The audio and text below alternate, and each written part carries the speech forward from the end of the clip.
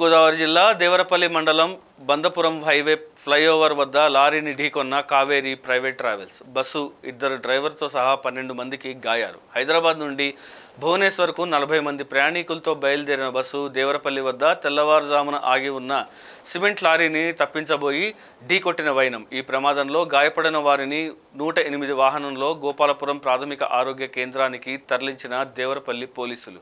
Driver పరిస్థితి విషమంగా ఉండడంతో రాజమండ్రి ఆసుపత్రికి తరలించడం జరిగింది. ప్రమాదంపై విచారణ చేపట్టిన దేవరపల్లి పోలీసులు.